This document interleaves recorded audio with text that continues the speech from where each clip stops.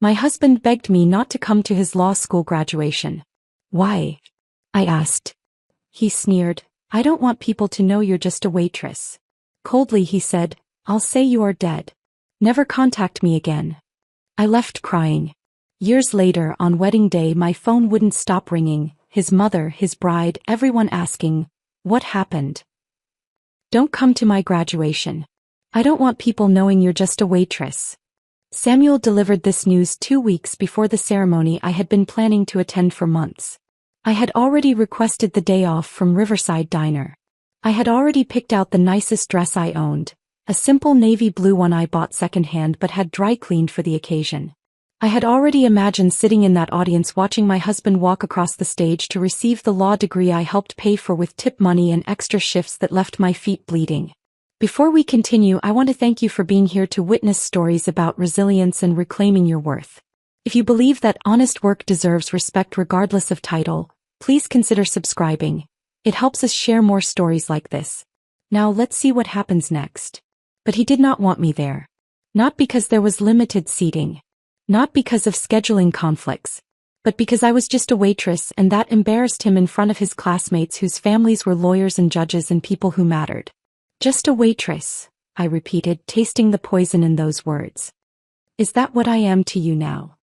He finally looked up from his phone, and his expression held no warmth, no recognition of the 3 years we had spent married or the 6 years I had spent supporting his dreams while my own stayed locked in a box under our bed. Haley, be realistic. Everyone there will be from families with money and status. I cannot have them meeting you and wondering why I married someone who serves pancakes for a living. That was the moment I understood. I had been erased long before he spoke the words out loud. But let me take you back to where this story actually begins, to the place where I spent most of my waking hours for 6 years, to the life I thought meant something before Samuel reduced it to an embarrassment he needed to hide. Riverside Diner sits on the corner of 5th and Morrison, the kind of place that smells permanently of bacon grease and coffee that has been sitting too long on the burner. The vinyl booths are cracked and patched with duct tape in 3 different colors. The jukebox in the corner only plays songs from the 70s, stuck on an endless loop of Eagles and Fleetwood Mac that drives some customers crazy and soothes others into nostalgia. The floor tiles are chipped in places where decades of foot traffic have worn them down to the concrete beneath. The fluorescent lights flicker when it rains, which in our city means they flicker about 200 days a year. For 6 years this diner was my kingdom. I knew every inch of that place, every quirk and malfunction and small grace. I knew which booth had the wobbly table that needed a folded napkin under the left leg. I knew which coffee pot poured faster and which one dripped if you tilted it wrong. I knew that the ice machine made a grinding sound for exactly 3 seconds before it dispensed, and that the kitchen door squeaked unless you pushed it at just the right angle. More than that, I knew the people. I knew every regular customer by heart, knew their orders before they opened their mouths, knew their habits and patterns and small human details. Professor Hendricks came in every morning at 7:15 and ordered black coffee, 2 sugars, no cream. He always left exactly $2 on the table, folded in half like a tiny tent, and he always sat in the 3rd booth from the door where the morning light came through the window at an angle that let him read his newspaper without glare. The law students from the university down the street treated Riverside like their second office. They would camp out in the back booths for hours, nursing single cups of coffee while their textbooks and laptops spread across tables like small empires claiming territory. They debated constitutional law and criminal procedure in voices that grew louder as the caffeine kicked in, gesturing with highlighters and pens, sometimes staying so late that I had to wipe down around them during closing. I moved through their conversations like a ghost, refilling water glasses and clearing plates while they talked about tort reform and appellate briefs and summer internships at prestigious firms. They never looked up when I approached their table. They never paused their discussions to say thank you. They never learned my name even though I wore a name tag pinned to my uniform every single shift. To them, I was part of the furniture, as permanent and invisible as the chipped formica tables and the flickering lights overhead. My co-workers became my family in ways that surprised me. Maria had worked the morning shift for 8 years, and she possessed this uncanny ability to read customers the moment they walked through the door. She could tell who would tip well and who would run her ragged for pocket change. She could spot trouble before it started, the customer who would complain about everything or the one who would try to leave without paying. She taught me how to handle difficult situations with a smile that never reached her eyes and words that sounded pleasant but carried warnings underneath. Devin washed dishes on weekends while putting himself through community college. He was studying business management, taking classes 3 nights a week after his shifts ended. He had this philosophy about work that he would share while scrubbing pots in the back, his hands red from hot water and industrial soap. He said every job teaches you something valuable if you pay attention, and washing dishes teaches patience and the satisfaction of turning chaos into order. He said the people who looked down on service work were the ones who had never done it, who had no idea how much skill and endurance it required. Then there was old Joe, who had been cooking at Riverside for 30 years. He arrived every morning at 5 to prep for the breakfast rush, and he stayed until the dinner orders stopped coming. He rarely talked, communicating mostly in grunts and nods, but he noticed everything. When I came in with red eyes or moving slower than usual, he would slide an extra piece of pie across the counter during my break. No words, no questions, just this understanding that sometimes kindness comes in the form of banana cream and silence. The work exhausted me in ways that went deeper than physical tiredness. My feet ached every single night, a bone-deep pain that no amount of soaking in Epsom salts could fully ease. I developed calluses on my heels and permanent indentations on my shoulders from carrying heavy trays loaded with plates and coffee pots. My hands smelled like coffee even after I scrubbed them until the skin turned pink and raw. I learned to smile through rudeness and condescension, to swallow anger when customers snapped their fingers at me or called me sweetheart in voices that made the word sound like an insult. But there was dignity in this work that I came to understand over time, a value the outside world refused to acknowledge because it measured worth in college degrees and salary brackets rather than reliability and honest effort. I showed up for every shift on time. I worked holidays and weekends without complaint. I learned every aspect of the job until I could run the entire front of house by myself if needed. I took pride in doing the work well, in making sure coffee cups stayed filled and orders came out correct and customers left satisfied even if they never bothered to learn my name. I met Samuel Thornton 3 years ago at this very diner. He came in late one Tuesday night during finals week, looking exhausted and broke. He sat in the back booth with a stack of law textbooks and counted out change to see if he could afford both coffee and food.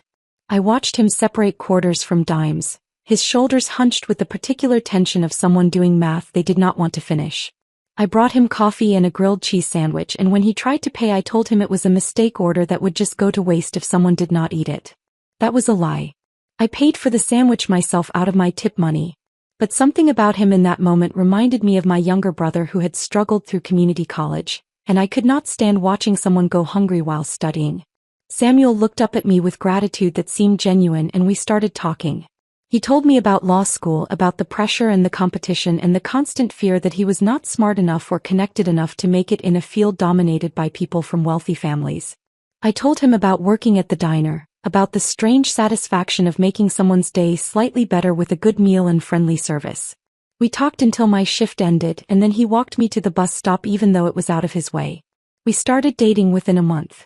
He would come to the diner during my breaks and we would sit in the back booth drinking coffee and talking about everything and nothing. He made me laugh with stories about his eccentric professors and competitive classmates. I made him feel grounded, he said, like there was life outside the pressure cooker of law school. Within 6 months, we were married at the courthouse with Maria and Devin as witnesses.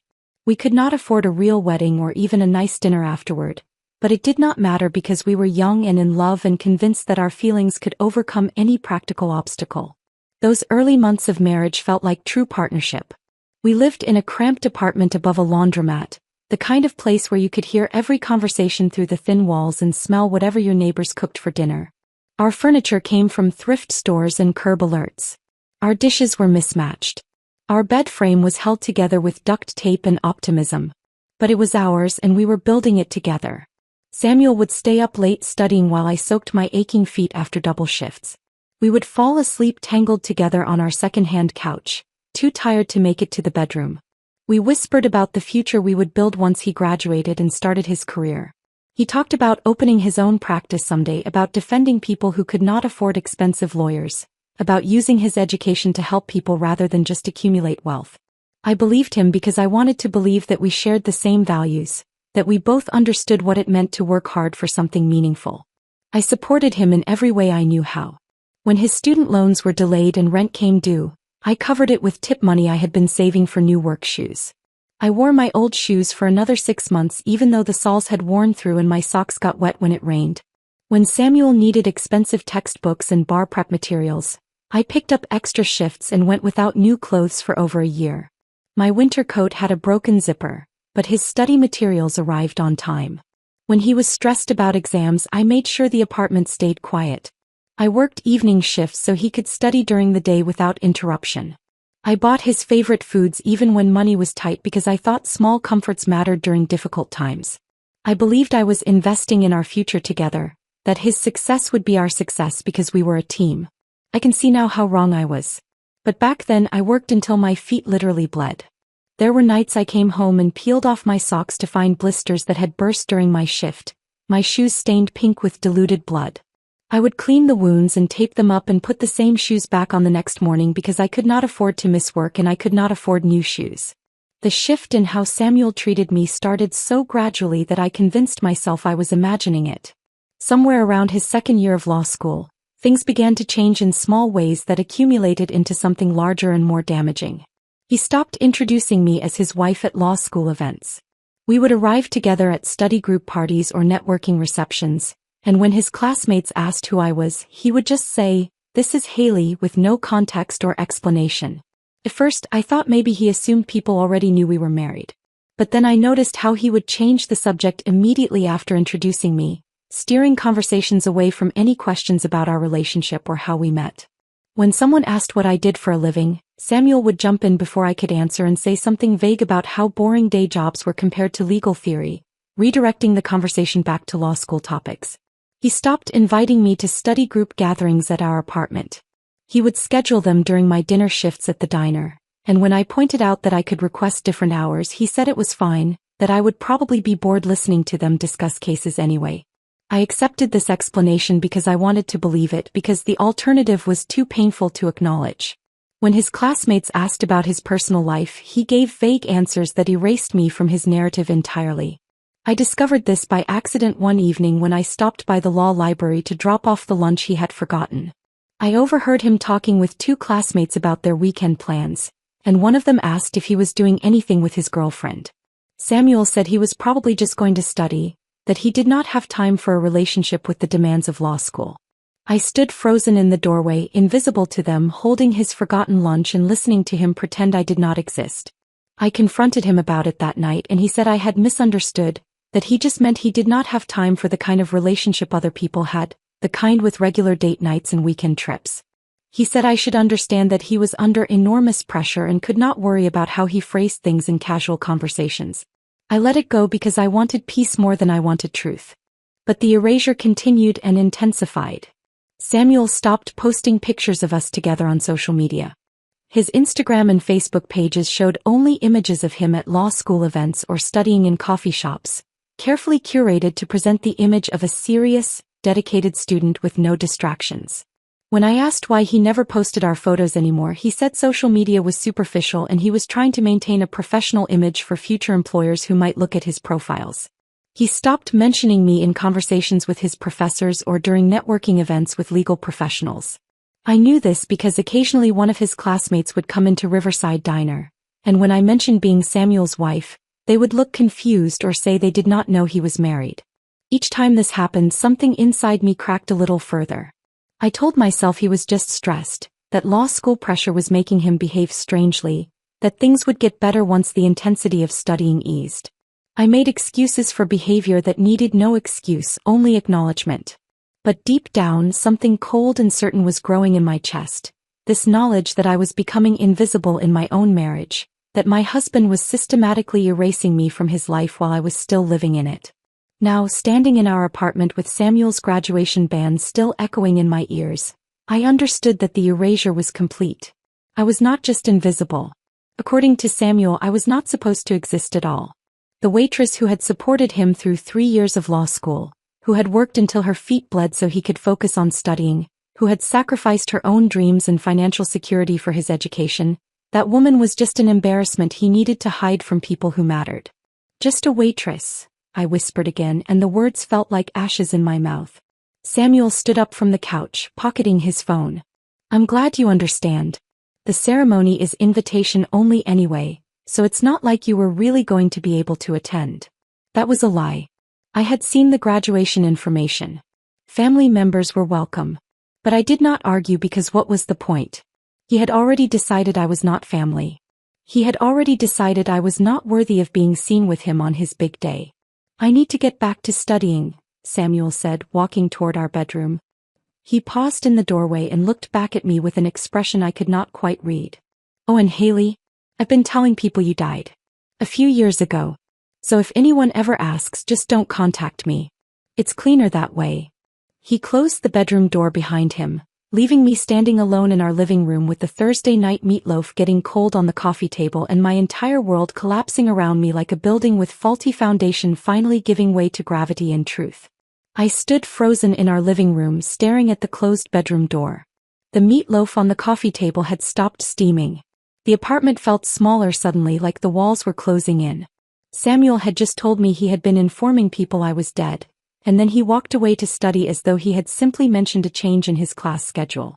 My legs felt unsteady, so I sat down on the couch where moments earlier he had delivered his verdict.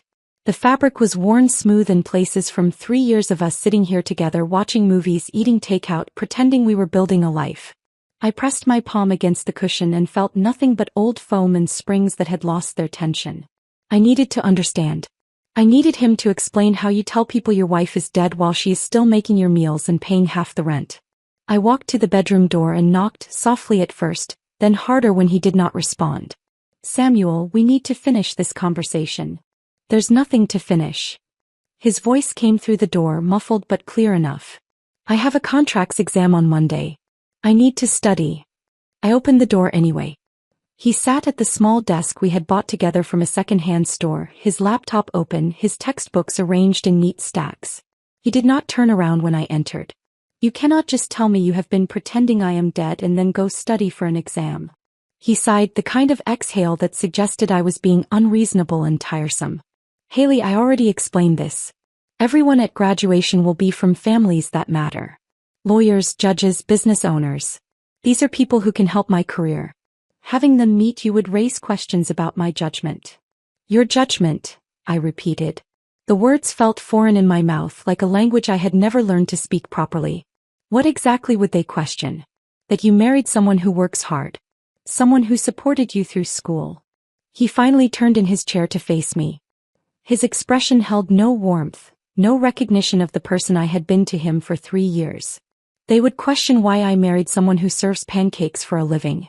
Why I chose someone with no education, no prospects, no connections that could benefit me professionally. Each word landed with precision, carefully chosen to inflict maximum damage. This was not spontaneous cruelty. This was rehearsed, considered, deliberate. I helped pay for your degree, I said, and I hated how my voice shook. I worked doubles so you could afford textbooks and bar prep materials.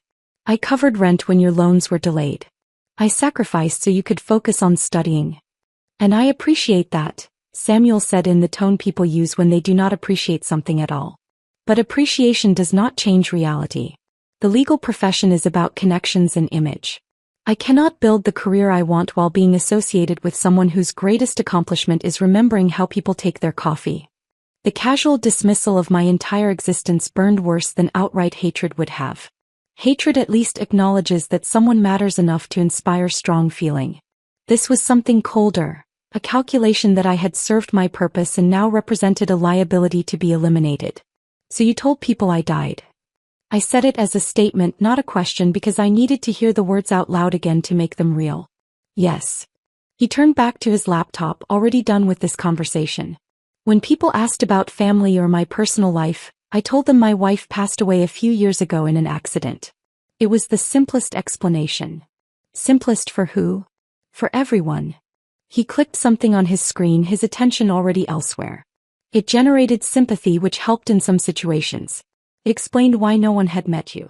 And it avoided awkward questions about why I was married to someone inappropriate for my social circle. The word inappropriate echoed in my head. 3 years of marriage reduced to a single adjective that meant I was not good enough, had never been good enough, would never be good enough no matter what I sacrificed or how hard I worked. When did you start telling people this? My voice sounded distant, like it belonged to someone else. Around the middle of second year. He said it casually, like he was discussing when he had started using a new study method. That's when networking became more important and people started asking more personal questions. Second year. That was 18 months ago. For 18 months, Samuel had been walking through the world as a widower while I served coffee and cleared plates to pay our bills. For 18 months, people had been offering him sympathy for a loss that never happened while I ached from double shifts so he could study without financial stress. Does anyone know the truth? I asked. Does anyone in your entire law school world know I exist? He hesitated, and that pause told me everything. A few people from first year met you briefly. But most of them transferred or we lost touch. No one who matters knows you are real. No one who matters knows you are real. The sentence was so absurd I almost laughed. I was standing right here, breathing, speaking, existing in 3 dimensions. But according to Samuel, I was not real because the people who could advance his career did not know about me. This is insane, I said. You understand that, right? This is not normal behavior. Normal is relative. Samuel closed his laptop and finally gave me his full attention, which somehow made everything worse. In my world, having the right connections and maintaining the right image is normal. Essential actually. You come from a different world where those things don't matter. But in my profession they matter more than almost anything else. More than honesty. More than the person who supported you through school. Yes. He said it without hesitation, without shame. More than those things. I need you to understand something, Haley. I am going to be successful. I am going to build the kind of career that most people only dream about. And I cannot do that while dragging around someone who represents everything I am trying to move beyond. Everything you are trying to move beyond, I echoed. You mean poverty? Working class jobs? The kind of life I live? Yes. Exactly that. He stood up from his chair and I noticed he was taller than I remembered, or maybe I had just shrunk. I grew up poor, Haley. I know what it's like to be looked down on, to be dismissed because you do not have the right background. I worked incredibly hard to get into law school, and I am not going to waste that opportunity by staying connected to a life that will hold me back. I am not a life. I am a person. I am your wife. Not for much longer. He walked past me toward the closet and pulled out a duffel bag. I think it would be better if you stayed somewhere else tonight. I need to focus on studying and this conversation is not productive. I watched him pack my clothes, selecting items randomly and shoving them into the bag without care. My favorite sweater, the one with the small hole in the sleeve that I had been meaning to fix. The jeans I wore on our first date. A dress I had bought for his law school formal that he had asked me not to attend at the last minute. Samuel, we need to talk about this properly. You cannot just erase someone from your life. He zipped the bag and held it out to me. I already have. And I need you to accept that and move on. Do not come to graduation. Do not contact me at school or at work. If anyone ever asks, tell them we were never married. Tell them you have me confused with someone else. Just stay away. What about the apartment? What about our things? I will handle the apartment. Take what you need tonight and I will have the rest sent wherever you end up. He pulled out his phone and started typing. I am texting you my sister's address. You can stay there tonight if you need to. Your sister knows about this? Emma knows we are separating. She does not need to know the details. He set the duffel bag at my feet like he was dismissing a servant. I am going to continue studying now. Please be gone when I come back out. He walked back into the bedroom and closed the door. I heard the lock click into place. I stood in the living room holding the duffel bag he had packed for me, looking around at the apartment we had shared for 3 years. The second-hand couch where we used to fall asleep together.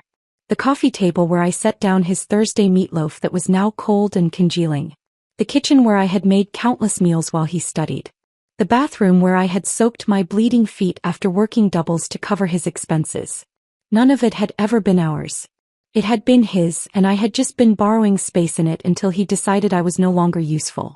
I picked up my phone and called my sister Emma. She answered on the second ring. Can you come get me? My voice sounded steadier than I felt. I need somewhere to stay tonight. Emma did not ask questions. She just said she would be there in 20 minutes and told me to wait outside. I grabbed the duffel bag Samuel had packed and walked out of the apartment without looking back. The hallway smelled like someone's dinner cooking, something with garlic and tomatoes. Normal life continuing normally for people whose worlds were not collapsing. I waited on the front steps of the building. The evening air was cool and I had not thought to grab a jacket. Cars passed on the street. People walked by with shopping bags and briefcases heading home to lives that made sense. I sat there feeling like I had been hollowed out, like someone had reached inside and scooped out everything that made me recognizably human, leaving just a shell that looked like Haley but contained only emptiness. Emma pulled up in her old Honda and I climbed into the passenger seat without speaking. She looked at me, at the duffel bag, at my face that must have shown everything. "What happened?" she asked quietly. "He told people I died," I said. "And then he told me to leave." Emma reached over and squeezed my hand. She did not say anything else. She just drove and I watched the city lights blur past the window, thinking about how you can be alive and dead at the same time, how you can exist and not exist depending on who is telling the story. We pulled up to Emma's apartment complex, and she helped me carry my hastily packed belongings inside.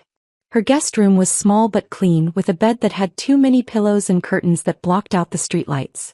She brought me tea that I did not drink and sat with me while I stared at the wall, trying to comprehend how love turns into annihilation. "Do you want to talk about it?" Emma finally asked. I shook my head. Talking required energy I did not have, explanations for things I did not understand myself. "Okay," she said. "I will be in the next room if you need anything. Anything at all." After she left, I lay down on the bed fully clothed and stared at the ceiling. Somewhere across town, Samuel was studying for his contracts exam, probably relieved to have me gone, probably already planning how to maintain his fiction of being a tragic widower. And I was here, officially erased but inconveniently still breathing, trying to figure out how to exist in a world where the person who promised to love me had decided I was better off dead. The divorce papers arrived 3 weeks later, slid under Emma's door in a manila envelope with no return address. I found them on a Tuesday morning while Emma was at work, sitting on the doormat like they had been waiting patiently for me to wake up and acknowledge their existence. I carried the envelope to the small kitchen table and opened it with hands that no longer shook.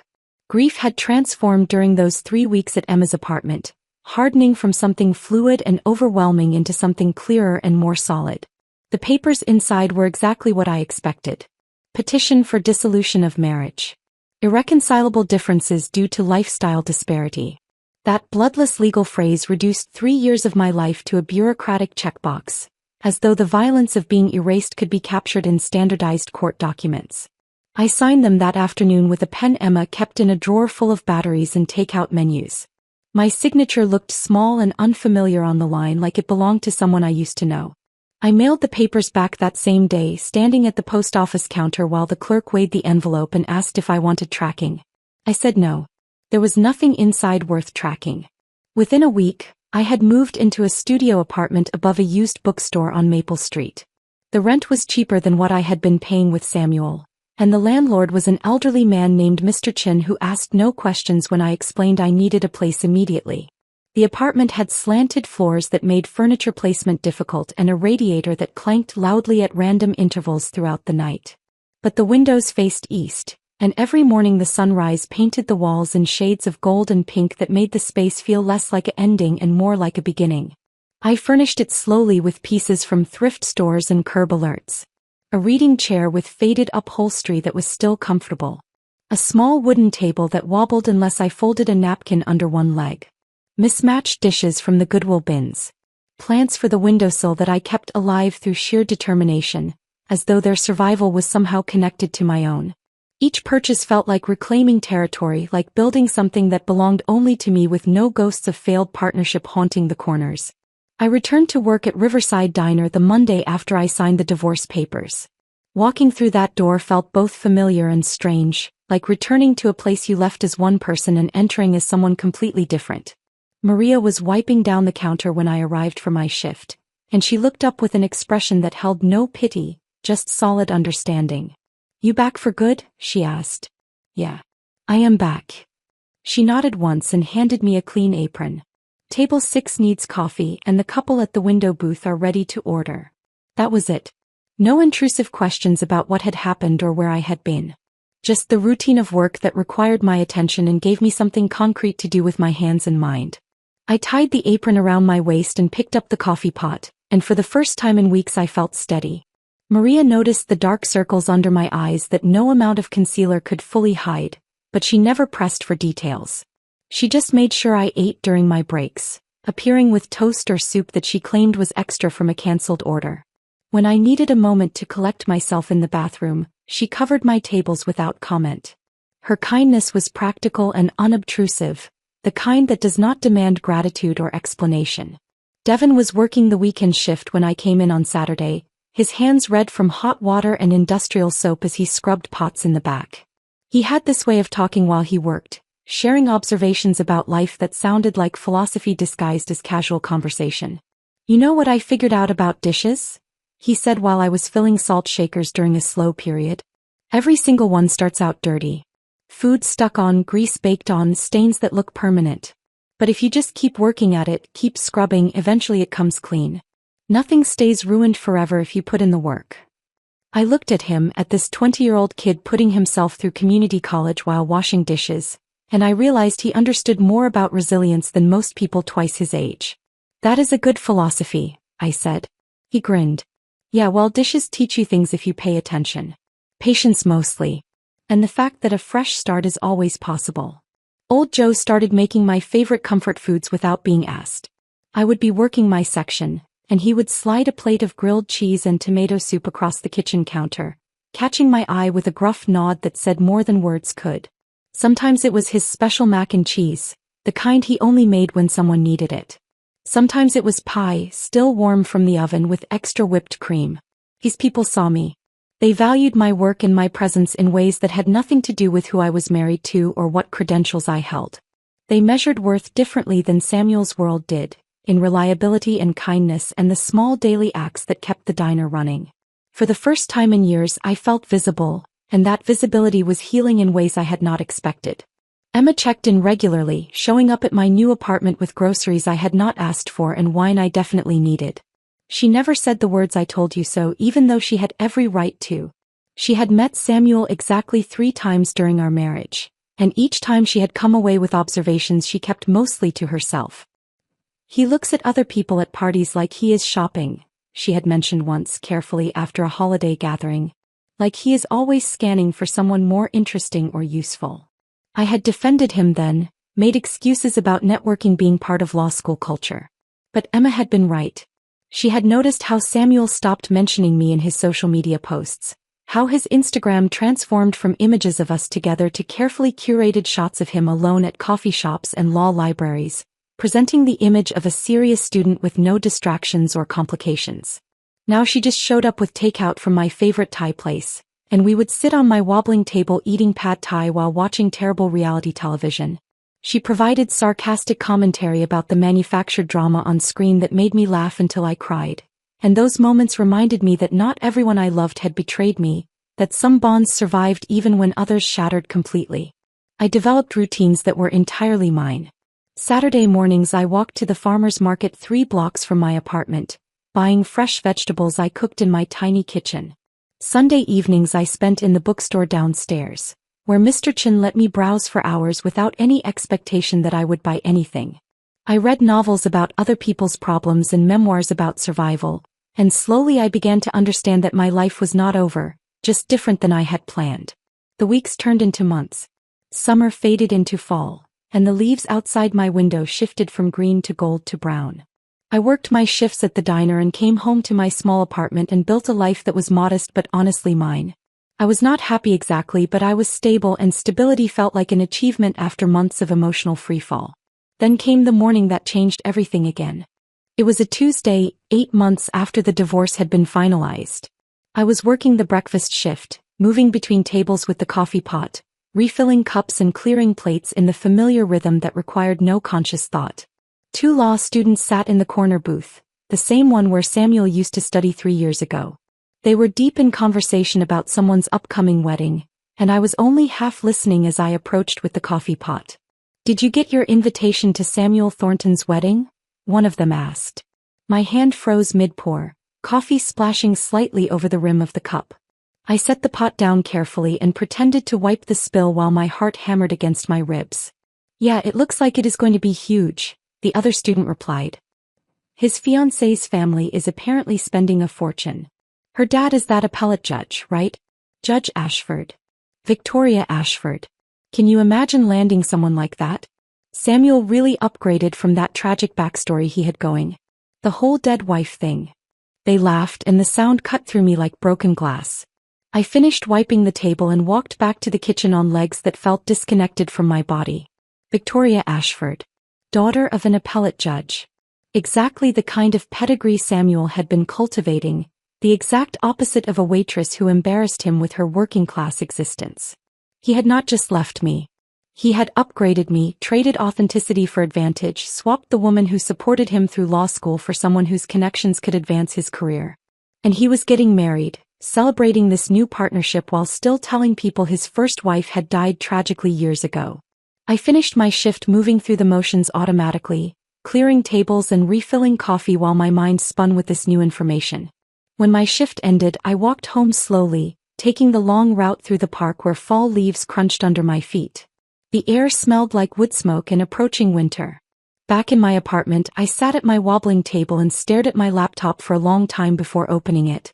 I had not searched for Samuel since the divorce, had not looked at his social media or checked on his life. I had been trying to move forward, to build something new rather than obsessing over what I had lost. But now I needed to see. I needed to know what story he was telling, what version of reality he had constructed around my erasure. I opened my laptop and typed his name into the search bar. And what I found made something cold and sharp crystallize in my chest. Not jealousy but a darker form of clarity that felt almost like purpose taking shape. Samuel's Instagram profile loaded slowly on my old laptop, the images appearing one by one like evidence in a case I had not known I was building.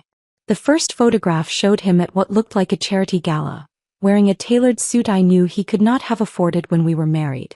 Victoria Ashford stood beside him, her hand resting elegantly on his arm, both of them smiling with the easy confidence of people who had never scrubbed floors or counted coins for groceries. I scrolled down. More photographs appeared, each one carefully composed and lit. Samuel at a legal conference with a name tag that identified him as an associate at Morrison & Wells, one of the most prestigious firms in the city. Samuel and Victoria at what the caption identified as a vineyard weekend, wine glasses raised against a sunset that looked professionally photographed.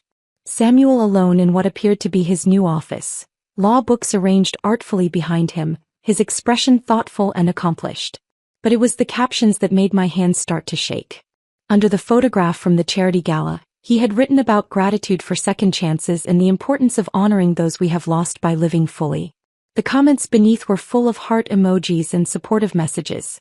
People wrote about his strength and resilience. Someone mentioned how inspiring it was to see him finding happiness again after such devastating loss. I clicked on an older post, one from 6 months ago. A photograph of Samuel standing alone on a beach at sunset, his back to the camera, looking out at the ocean. The caption read, 3 years ago today I lost my best friend and partner. The grief never fully leaves, but I have learned that carrying love forward is the greatest tribute we can offer those who shaped us. She would want me to keep building the life we dreamed about together. The comments on that post numbered over 100. People shared their own stories of loss. They thanked him for being vulnerable. They praised his emotional maturity and his ability to transform tragedy into motivation.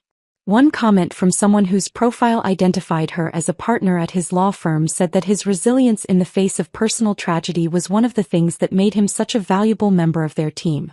I felt something cold settle in my chest, not the hot flash of anger but something more dangerous and calculated. Samuel had not just told a few people I was dead. He had constructed an entire public mythology around my fictional death, complete with anniversary posts and philosophical reflections about grief and growth. My erasure had become performance art, carefully staged and widely applauded. I opened a new tab and searched for Samuel's name along with the law school. The third result was an article from the Alumni magazine published 4 months ago. The headline read, Rising Star, How Personal Tragedy Shaped One Graduate's Approach to Justice. My finger hesitated over the trackpad before I clicked the link. The article opened with a photograph of Samuel in his office, the same one from his Instagram but shot from a different angle. The text began with what the writer called his remarkable journey through law school, balancing academic excellence with the emotional weight of losing his spouse during his first year. I read the interview slowly, feeling my pulse accelerate with each paragraph. Samuel described our marriage as a beautiful but brief chapter, a partnership cut short by circumstances he preferred not to detail out of respect for her memory. He talked about how the loss had taught him about the fragility of life and the importance of fighting for justice on behalf of people who could no longer fight for themselves. He said his late wife had always believed in helping others, and that her memory motivated him to pursue civil rights law rather than more lucrative corporate work. None of this was true. Samuel had never expressed interest in civil rights law during our marriage. He had talked constantly about making money, about building the kind of practice that would let him afford the lifestyle he wanted. And I had never shared any particular philosophy about helping others beyond the basic human decency of treating people with respect. But the interviewer had eaten it up, weaving Samuel's fabricated narrative into a compelling story about perseverance and purpose. The article included a quote from one of his professors saying that Samuel's ability to channel personal tragedy into professional drive made him exactly the kind of attorney the legal system needed. Another quote from a senior partner at Morrison & Wells mentioned that they had been impressed not just by his academic credentials but by his character, which had been tested and proven through unimaginable loss. I clicked back to his Instagram and scrolled further. There were more posts stretching back over 2 years, each one carefully maintaining the fiction. A photograph of a book about grief with the caption about finding comfort in unexpected places. A shot of him running a 5K with a caption about how physical challenges helped him process emotional pain. An image of a sunset with a quote about carrying memories forward while building new dreams. The performance was meticulous. He had created an entire digital memorial to a version of me that had never existed, a saintly dead wife whose loss made him more sympathetic, more admirable, more hireable. Every post generated dozens of supportive comments. Every public display of grief earned him social capital that translated directly into professional opportunities. I found his LinkedIn profile next. His bio mentioned overcoming personal adversity during law school, though it was more subtle than his Instagram presence. But the recommendations from professors and colleagues made references to his resilience and emotional strength. One recommendation specifically mentioned his ability to maintain excellence despite circumstances that would have derailed most students. Then I found the engagement announcement. It had been posted 2 months ago on both his profile and Victoria's.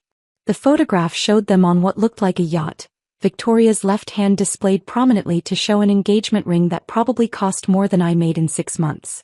The caption talked about finding love again after loss, about being grateful for second chances, about honoring the past while embracing the future. Victoria's parents had commented with congratulations and heart emojis. Samuel's colleagues from the law firm had written supportive messages. Friends I did not recognize shared their happiness for him. And threaded through all of it was this underlying narrative of the tragic widower who had suffered and healed and now deserved his happy ending. I clicked on Victoria's profile.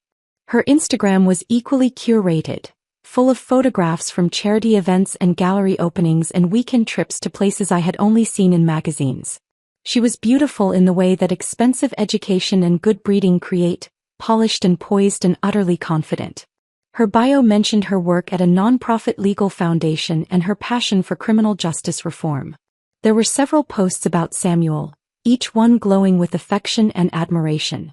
In one caption she wrote about how his strength in the face of tragedy had inspired her to live more fully. In another she mentioned how honored she felt to be chosen by someone who understood the preciousness of love because he had lost it once before. She had no idea. Victoria Ashford, daughter of an appellate judge, graduate of an elite university, dedicated to justice and reform, had no idea she was marrying a man who had casually erased his living wife from existence because she embarrassed him. She thought she was getting the grieving widower who had transformed pain into purpose. She had no idea she was getting the man who had told me I was better off dead than sitting in his graduation audience. I closed the laptop and sat in the darkness of my studio apartment. The radiator clanked its familiar rhythm. Outside my window, I could hear traffic and distant voices and the normal sounds of a city going about its evening. My hands had stopped shaking, replaced by a strange calm that felt almost detached from my body. Samuel had not just told a convenient lie. He had built an entire professional identity on the foundation of my fictional death.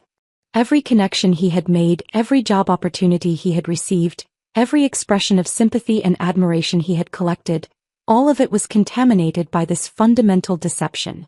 He had weaponized my erasure, turning it into social capital that opened doors and generated trust. The unfairness of it was staggering. I had given him 3 years of marriage and 3 years before that of friendship and support.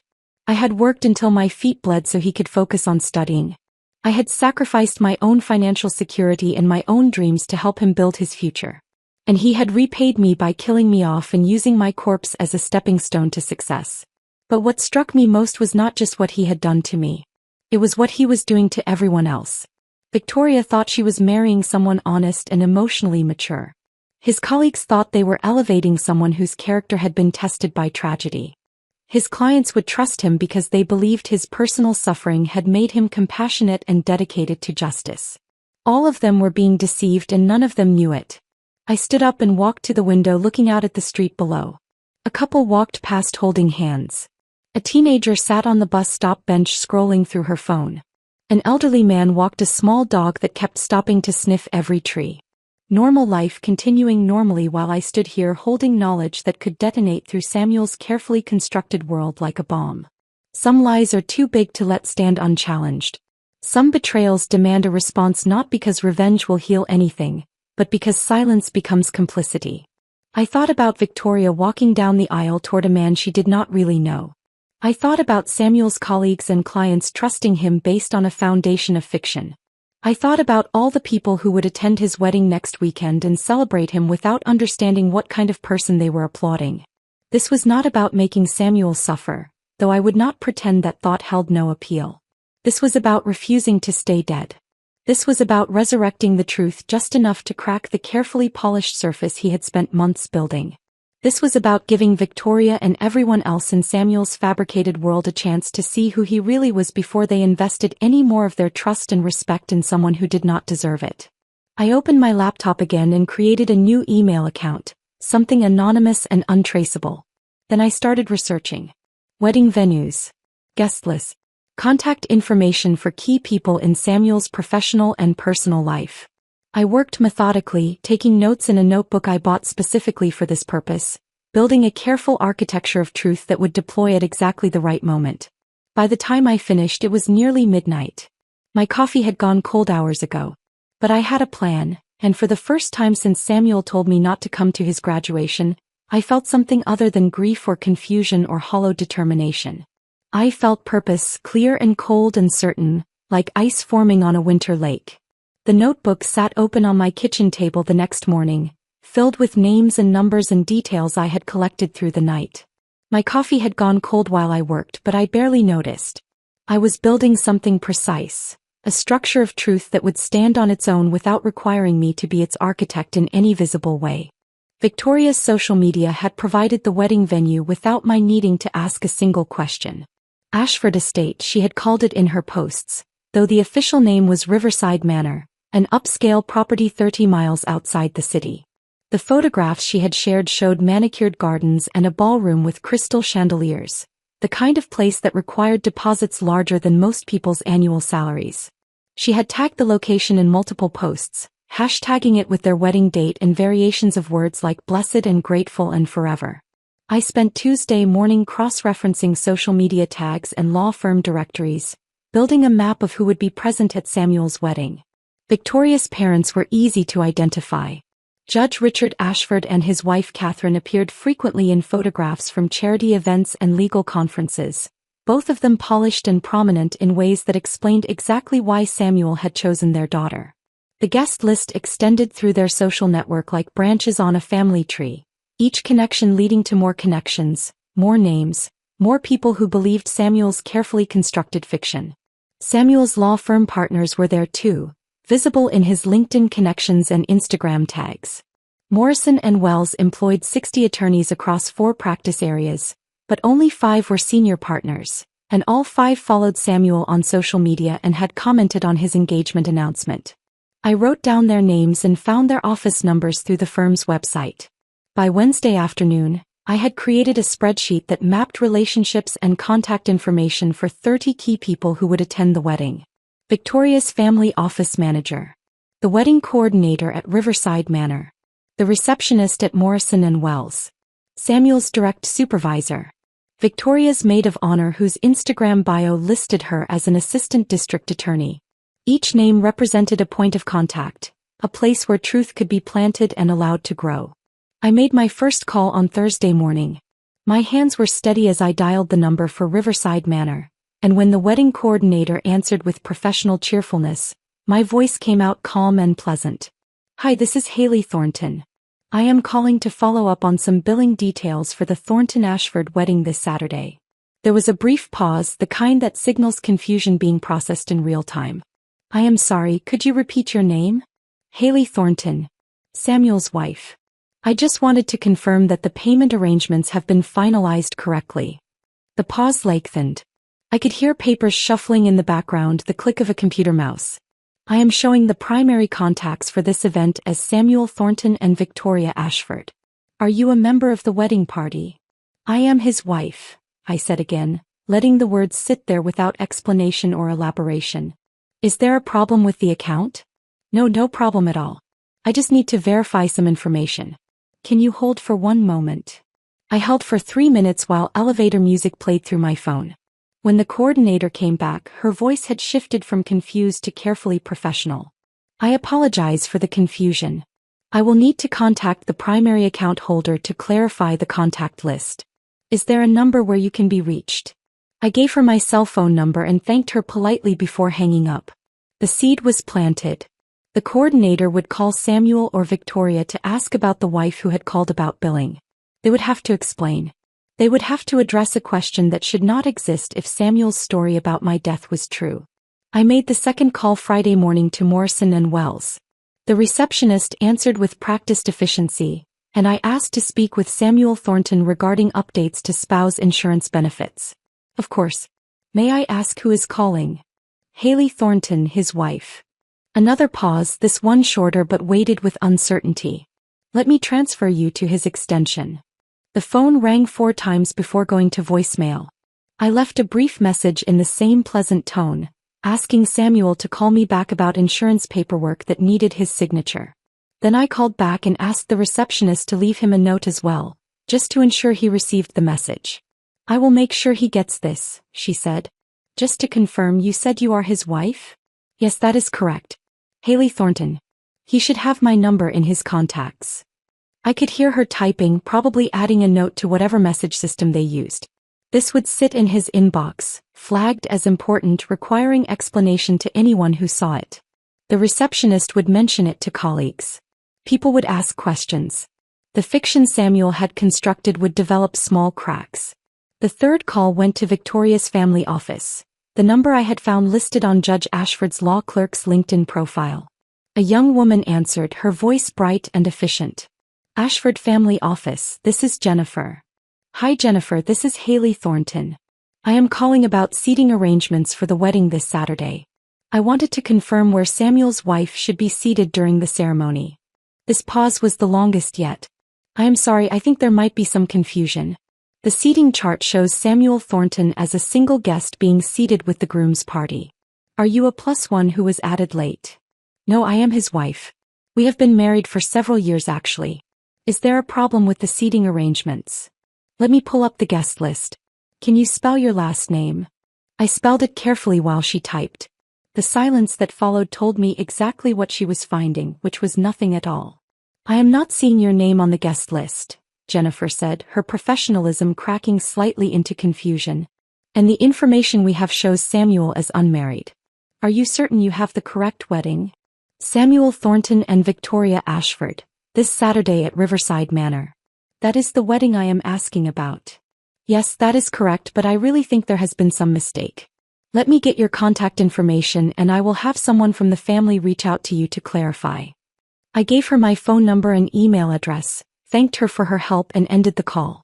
3 calls, 3 different sources of confusion, all landing in Samuel's world in the 72 hours before his wedding. Each one required explanation. Each one raised questions that had no good answers. I made 2 more calls that afternoon. One to the florist listed in Victoria's Instagram posts, asking about delivery arrangements and mentioning I was Samuel's wife. One to what appeared to be Victoria's college roommate based on social media tags, leaving a voicemail congratulating her on being in the wedding party and introducing myself as someone who looked forward to meeting her at the ceremony. Each call was brief, professional, and deliberately confusing. I was not lying about who I was. I was simply existing in spaces where Samuel had declared me non-existent, speaking truth into a narrative built entirely on fiction. The calls would generate conversations. People would mention them to other people. The confusion would spread like ripples in water, reaching Samuel from multiple directions at once. I knew from 3 years of marriage that Samuel was someone who needed control over every detail of his image. He managed his social media presence the way other people managed investment portfolios. He carefully curated every interaction, every photograph, every public statement. These small disruptions would create anxiety he could not fully address because addressing them required either maintaining the lie or admitting the truth, and neither option gave him the control he craved. Saturday morning arrived cool and clear, the kind of October day that photographers love for outdoor ceremonies. I woke early and dressed carefully in the navy blue dress I had originally planned to wear to Samuel's law school graduation, the one I had dry cleaned for an occasion I was never allowed to attend. I applied minimal makeup and pulled my hair back in a simple style. I wanted to look presentable but unremarkable, like someone who belonged in professional spaces without drawing unnecessary attention. I drove to Riverside Manor slowly, taking back roads through neighborhoods where autumn leaves created canopies of gold and red overhead. The estate appeared at the end of a long driveway lined with oak trees, the main building a restored Victorian mansion surrounded by gardens that looked like they required a full-time staff to maintain. Workers were already setting up when I arrived at 9 in the morning. White chairs arranged in perfect rows on the lawn. Floral arrangements being positioned near an arbor where Samuel would stand in a few hours. A string quartet setting up their instruments and music stands. Catering vans parked behind the building, staff members in black and white uniforms carrying supplies through service entrances. I parked across the street in a small public lot that served a walking trail, positioning my car where I had a clear view of the main entrance but remained far enough away to avoid notice. I settled into my seat with a bottle of water and the book I had brought as cover, though I had no intention of reading. Guests began arriving around 11:30. Expensive cars pulling up to the valet station. Women in elegant dresses and men in tailored suits. Air kisses and greetings that carried across the lawn. I watched Victoria's parents arrive in a black sedan, both of them immediately surrounded by people wanting to shake hands and offer congratulations. I watched Samuel's law firm partners arrive together, 3 middle-aged men and 2 women who looked like they had stepped out of a recruiting brochure for success. At noon, Victoria arrived in a white limousine, surrounded by her bridesmaids in pale pink dresses. Even from across the street I could see how stunning she looked, how perfectly she fit into this world of manicured lawns and crystal chandeliers. This was the woman Samuel had chosen to keep alive in his narrative, the one whose existence enhanced rather than embarrassed him. Samuel arrived 15 minutes later and seeing him after 8 months felt stranger than I expected. He looked successful and confident, wearing a tuxedo that fit him perfectly, shaking hands and laughing with groomsmen I did not recognize. He looked like someone who had never scrubbed floors or counted change for groceries, someone who had always belonged in spaces like this. I checked my phone. No calls yet, but that would change soon. The wedding was scheduled to start at 1 o'clock, which meant people were gathering, checking their phones, making last-minute arrangements. The coordinator would be finalizing details. The receptionist from Morrison & Wells might be attending as a guest. Jennifer from Victoria's family office would certainly be here managing logistics. The confusion I had planted was about to bloom into something larger, something Samuel could not control or contain. And I would watch it unfold from across the street, the dead wife resurrecting herself just enough to crack the foundation of the beautiful lie he had built. I settled deeper into my seat and waited for the truth to arrive like an uninvited guest at a wedding that should never have happened in the first place. At 12:45 the guests began taking their seats. The string quartet transitioned from warming up to playing actual ceremony music, something classical that drifted across the lawn and reached me even from across the street. Samuel appeared from a side entrance of the manor and walked toward the altar with his groomsmen, all of them wearing matching tuxedos and boutonnieres. He looked calm and composed, Every inch the successful attorney about to marry into one of the most prominent legal families in the state. I watched him take his position beneath the floral arbor, checking his watch and exchanging words with the officiant. The guests settled into their white chairs, programs rustling, phones being silenced. Everything was proceeding exactly as planned, a perfect ceremony for a perfect couple built on a perfect lie. Then Samuel's phone rang. Even from my position across the street I could see him stiffen. He reached into his jacket pocket and pulled out his phone, glancing at the screen with an expression that started as irritation. He declined the call and slipped the phone back into his pocket, saying something to the groomsman beside him that looked like an apology for the interruption. 30 seconds later it rang again. This time Samuel's frown deepened. He pulled the phone out again, stared at the screen longer, and I watched his jaw tighten in a way I recognized from 3 years of marriage. That was his tell when something was going wrong, but he was trying to maintain control. He declined the call again, but his composure had developed a crack. The phone rang a third time before he could put it away. Samuel stepped back from his position at the altar, holding up one finger to the officiant in a gesture that asked for a moment. He answered the call, pressing the phone to his ear while his free hand went to his hip. I could not hear what was being said, but I could read his body language. The way his shoulders hunched forward. The sharp gesture he made with his hand.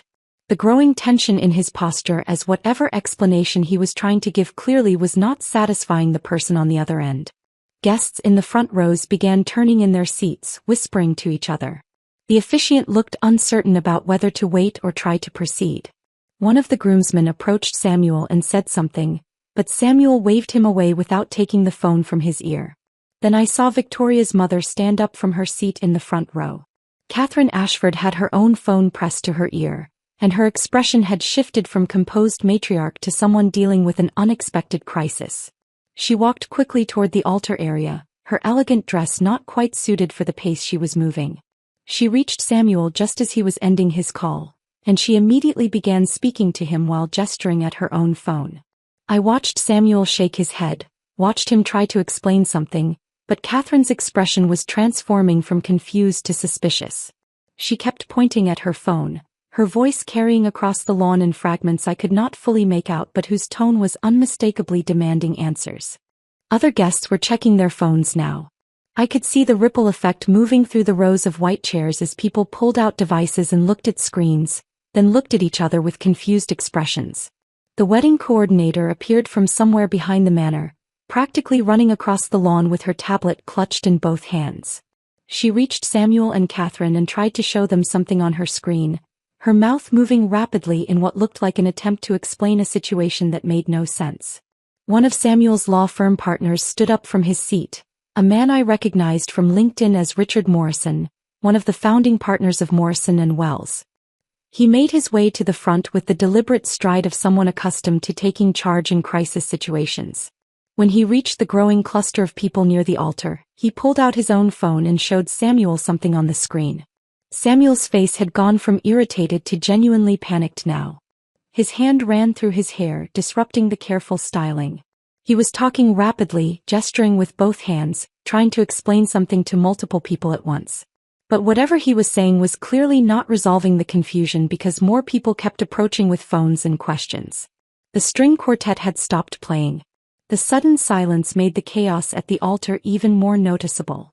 Guests were standing now, craning their necks to see what was happening, whispering speculation that grew louder as the delay continued. Then I saw Victoria. She emerged from the manor in her wedding dress, surrounded by her bridesmaids in their pale pink gowns. She was supposed to wait for her musical cue before making her entrance, but something had clearly gone wrong with the timing.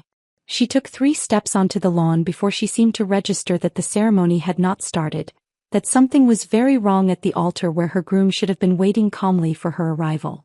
Victoria gathered her dress and walked quickly toward the cluster of people near the arbor, her face shifting from bridal joy to confusion to something harder as she got closer. I watched her reach Samuel, watched her grab his arm and pull him slightly away from the others. They stood face to face, and even from across the street I could see the intensity of whatever conversation was happening. Samuel was trying to calm her down, his hands making placating gestures, but Victoria was not having it. She stepped back from him, one hand going to her mouth in a gesture that looked like shock. Her mother moved to her side immediately, and now Samuel was surrounded by the two most important women in his fabricated life, both of them clearly demanding answers he could not provide without destroying everything. Judge Ashford stood up from his seat in the front row, his expression grave. He approached the group at the altar with the measured pace of someone who had presided over countless courtrooms and knew how to project authority even in chaos. When he reached Samuel, he said something brief, and I watched Samuel's face drain of color. More phones were ringing now. More guests were checking messages. The wedding coordinator was frantically typing on her tablet, probably trying to reach other vendors or contact someone who could explain what was happening. Samuel's law firm partners had gathered in a small cluster, speaking among themselves and glancing toward the altar with expressions that ranged from concerned to professionally suspicious. Victoria's hand had dropped from her mouth to her side, and she was staring at Samuel with an expression I recognized from my own experience. It was the look of someone watching a person they thought they knew transform into a stranger. Her mother had an arm around her shoulders, but Victoria seemed barely aware of the support. I checked the time on my phone. 10 minutes had passed since the ceremony was supposed to start. 10 minutes of Samuel's carefully constructed world collapsing under the weight of simple truth. The dead wife calling about billing. The dead wife inquiring about insurance benefits. The dead wife asking about seating arrangements. Each call a small bomb detonating in his fiction, creating confusion that multiplied and spread until it could no longer be contained or explained away.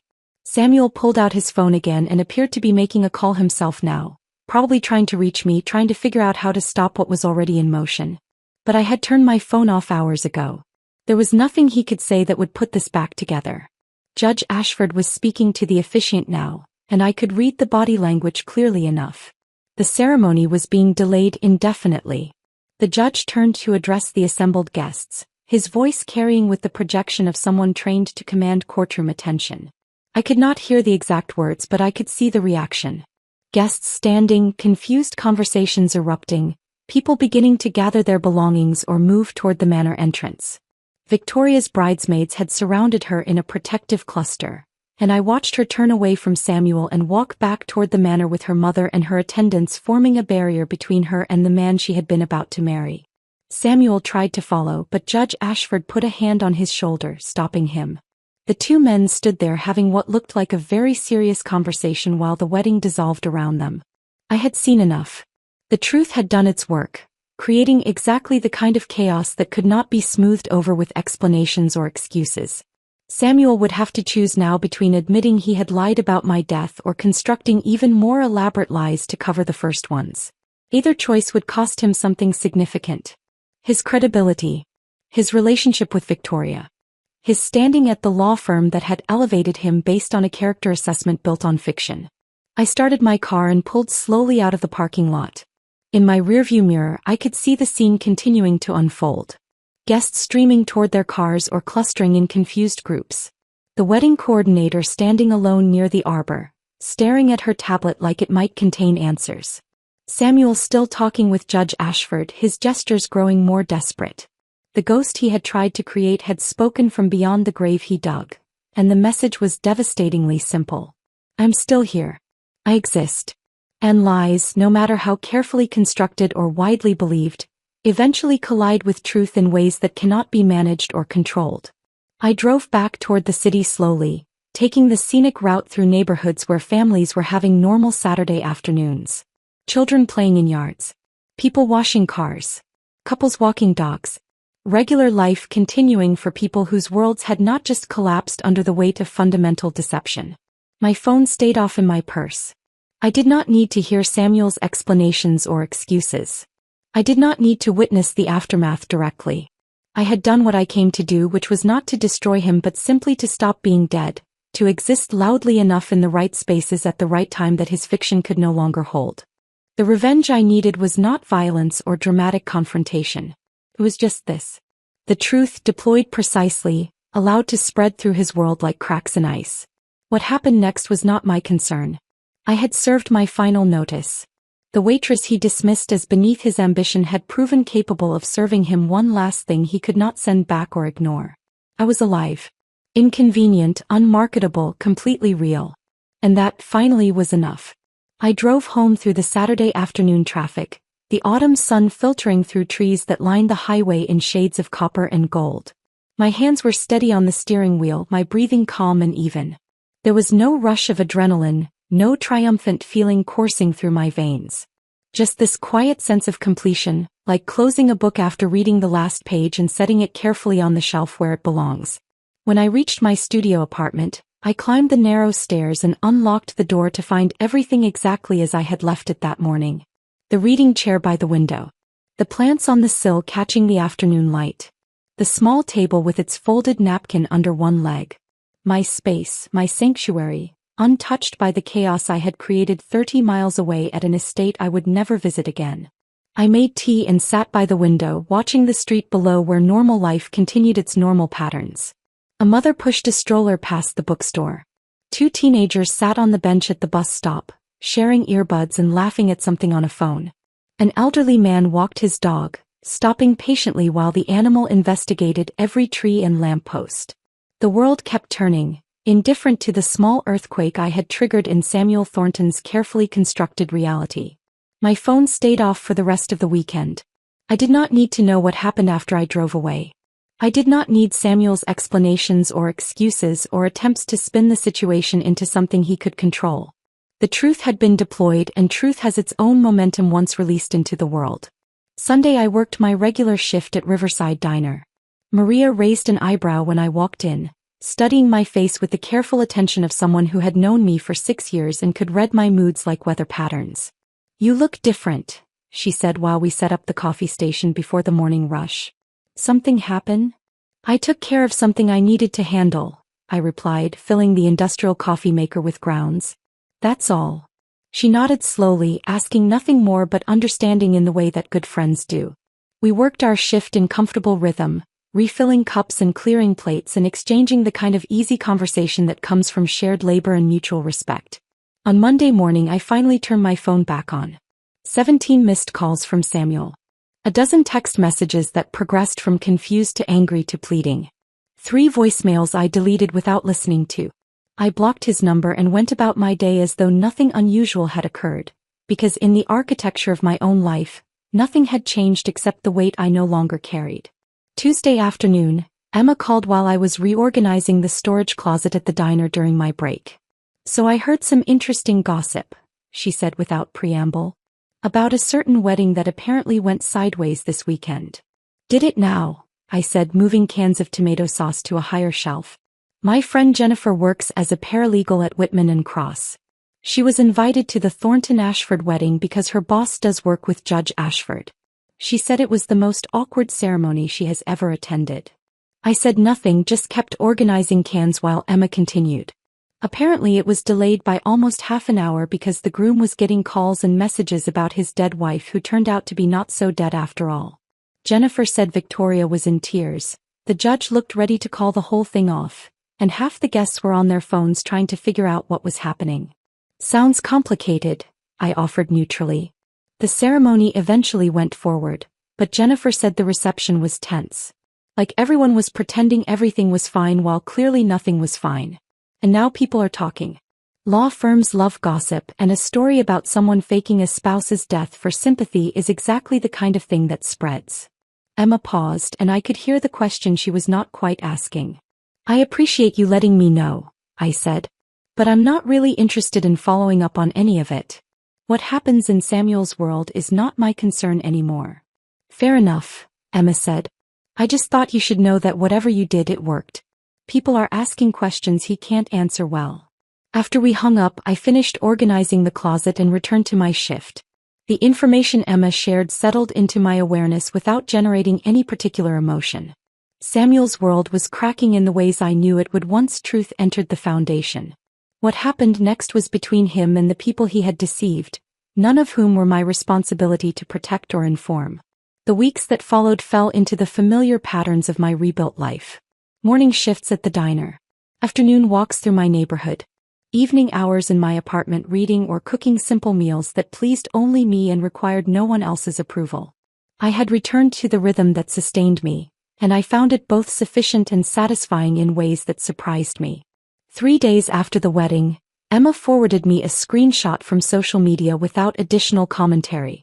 The image showed Samuel and Victoria at what appeared to be their reception, both of them dressed in wedding attire and smiling for the camera.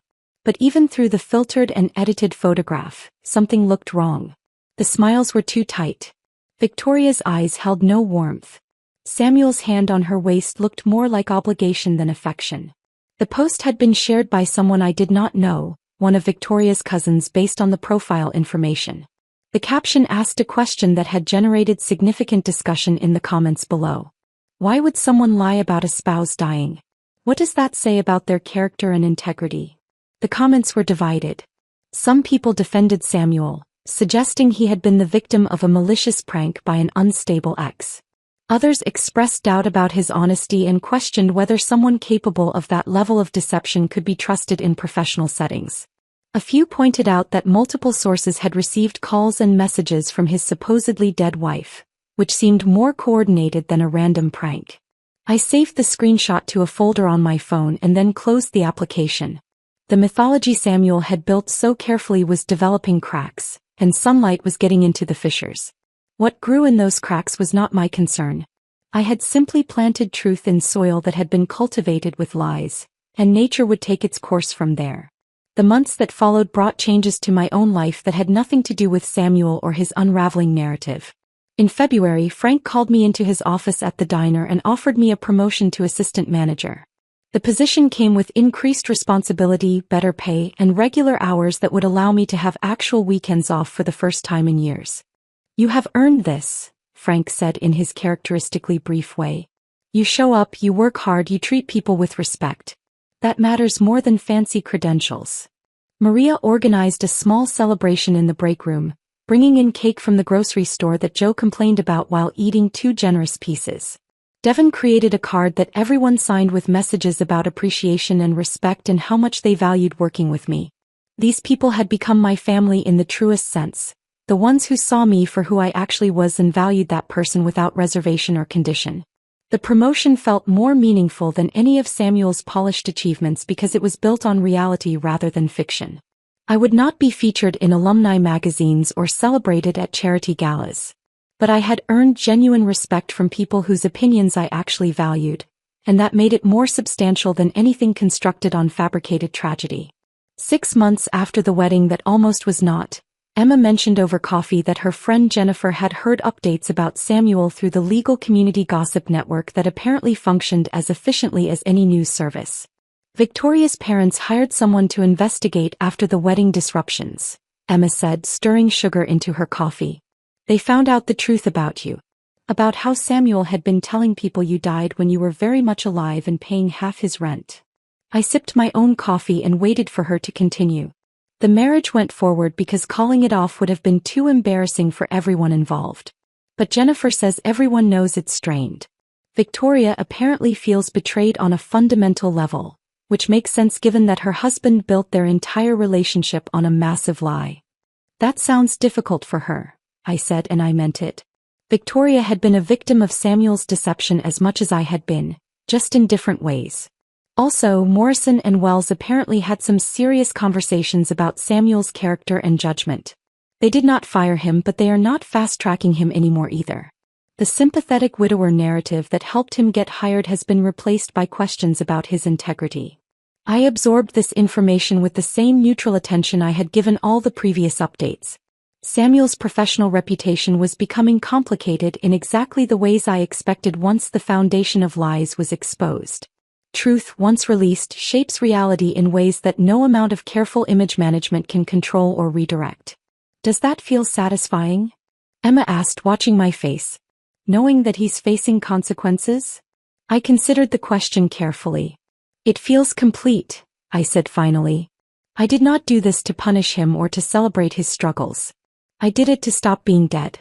To exist loudly enough that his fiction could not hold. What happens to him now is between him and the people he deceived. I'm just living my life." Emma nodded, understanding in ways that only someone who had witnessed the entire arc of this story could understand.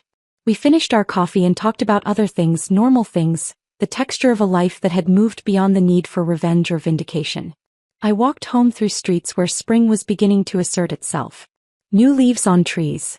Flowers pushing through soil in window boxes. The world renewing itself in cycles that had nothing to do with human drama or constructed narratives. I climbed the stairs to my studio apartment, unlocked the door and stepped into the space that was entirely and authentically mine. The truth had done its work. Samuel's carefully polished facade had developed cracks that would never fully repair. And I had stopped being the ghost he tried to create, reclaiming my existence through the simple act of refusing to stay buried in the grave he dug with lies. That was enough. That was everything. The calendar notification appeared on my phone in late October, a full year after Samuel had told me not to come to his graduation. The reminder read simply, "Anniversary," because I had never bothered to delete it after the divorce. 6 years since we had stood in that courthouse with Maria and Devon as witnesses, believing we were starting something that would last. I stared at the notification for a long moment, then dismissed it with a swipe of my finger. But the date lingered in my awareness throughout my shift at the diner, this marker of time that measured both how far I had come and how completely my life had transformed from what I once imagined it would be. After work, I did something I had never done before. I made a reservation at Marcelli's, an Italian restaurant downtown that I had walked past countless times but never entered because the prices listed on the menu board outside were more than I typically spent on groceries for a week. But I had received my first paycheck as assistant manager, and I decided this anniversary deserved acknowledgement, not as mourning for what was lost but as celebration for what I had survived and rebuilt. The hostess seated me at a table by the window as evening settled over the city. The restaurant was elegant in an understated way, with white tablecloths and soft lighting and the kind of atmosphere that suggested special occasions and celebrations. I felt briefly self-conscious sitting alone at a table clearly designed for couples or small groups, but I pushed that feeling aside. This evening was mine, earned through resilience and the quiet work of rebuilding a life from materials I thought had been destroyed. I ordered wine that cost more per glass than Samuel and I used to spend on entire bottles from the discount liquor store near our old apartment. When it arrived, I held the glass up to the light and watched how the deep red caught and refracted the glow from the candle on the table. The first sip was rich and complex, with layers of flavor that unfolded across my tongue in ways that cheap wine never achieved. This was what quality tasted like when you could finally afford it through your own honest work. The server brought the chef's special, a pasta dish with ingredients I could not have pronounced a year ago but that I had learned to appreciate through small acts of treating myself well. The presentation was beautiful, each element arranged with care that elevated the meal beyond mere sustenance into something approaching art. I ate slowly, savoring each bite, feeling completely whole in a way I had never felt even during the years Samuel and I were married. There was no one across from me making dismissive comments about my lack of sophistication or my working-class tastes. No one measuring my worth against people from better families or more prestigious backgrounds. No one treating my presence as something to be hidden or apologized for. Just me, alone at a table by the window, present in my own life without apology or shame or the constant awareness of falling short of someone else's expectations. Between courses, I watched the city lights coming on as darkness settled fully over the streets. People walked past the restaurant window on their way to wherever their Saturday evenings were taking them.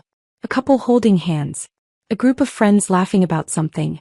A woman walking alone with confident strides and earbuds blocking out the world. All of them living their own stories, facing their own struggles, building their own versions of what a good life looked like. I thought about Samuel, probably sitting down to dinner with Victoria in some equally nice restaurant, possibly even nicer given her family's resources. I wondered if he ever thought about this anniversary, if he remembered the date or if he had successfully erased it along with all other evidence of our marriage. I wondered if Victoria knew that today marked 6 years since he had married someone he would later declare dead for convenience. But those thoughts came without the sharp edge of pain they once carried. Samuel's life was his own now, contaminated by lies he would have to manage indefinitely but no longer connected to mine in any meaningful way. Whatever difficulties he faced were consequences of his own choices, and I had no obligation to care about or track his struggles. The server brought dessert, a small masterpiece of chocolate and cream that looked too beautiful to eat but tasted even better than it looked. I savored it slowly while finishing my wine, feeling grateful for this moment and this meal and this life I had built from the ruins of what I once thought I wanted. Understanding settled over me as I sat there in the quiet elegance of that restaurant. Being erased from someone's story does not mean you cease to exist. It only means you exist outside the boundaries of their narrative, free to write your own story using your own words and your own truth. Samuel had tried to make me invisible through systematic erasure that culminated in my fictional death. But erasure only works if you cooperate with it, if you accept the judgment that you are not worth remembering or acknowledging.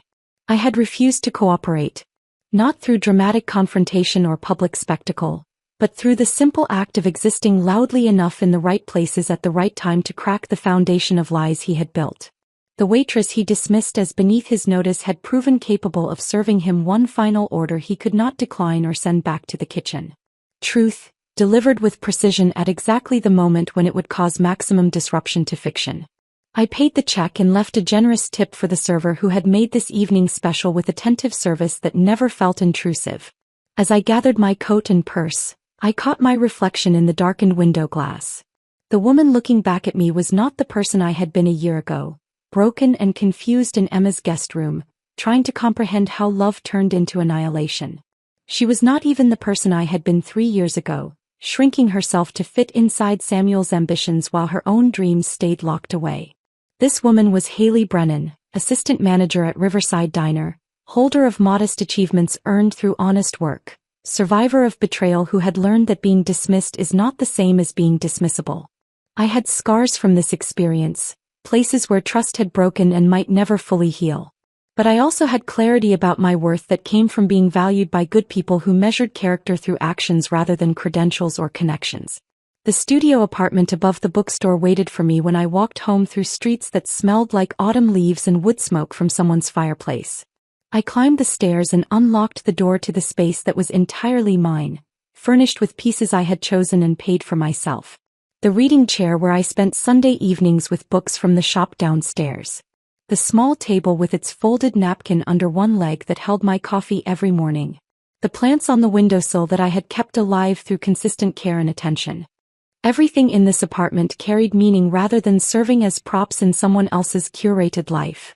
This was not performance or image management. This was just living, honest and modest and completely real.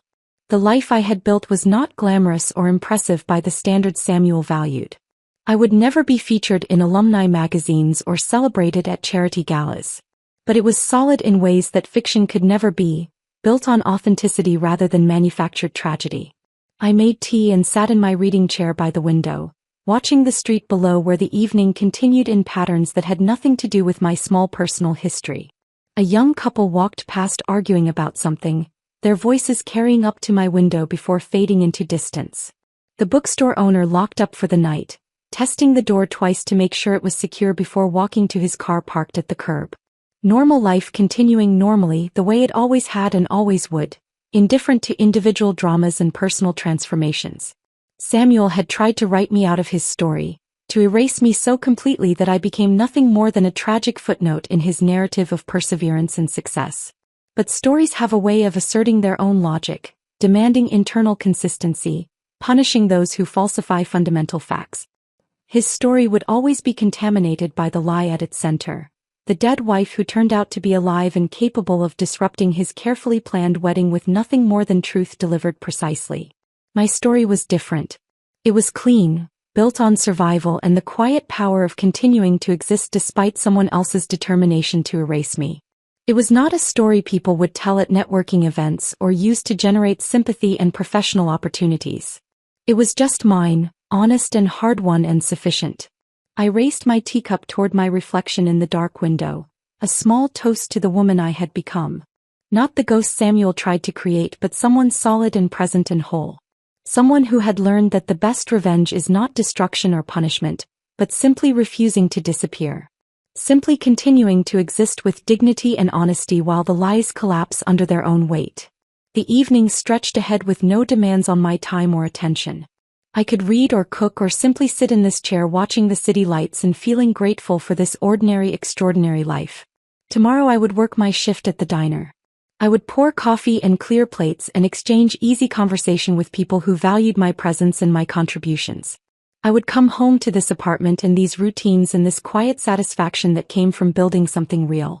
That was enough. That was everything.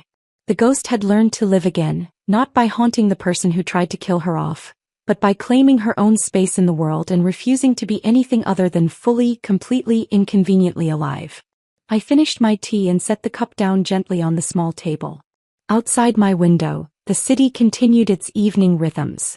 And inside this modest apartment above a used bookstore, I sat in my reading chair feeling absolutely complete, defined not by someone else's shame or limited by someone else's ambitions, but by my own resilience and my own refusal to stay buried in a grave dug with lies. The anniversary had passed. The ghost had lived. And that, finally, was the entire story. If this story of truth-serving justice had you hooked from start to finish, hit that like button right now. My favorite part was when Samuel's phone started ringing at the altar, and his perfect facade began crumbling in real time. What was your favorite moment? Drop it in the comments below. Don't miss more compelling stories like this. Subscribe and hit that notification bell so you never miss an upload.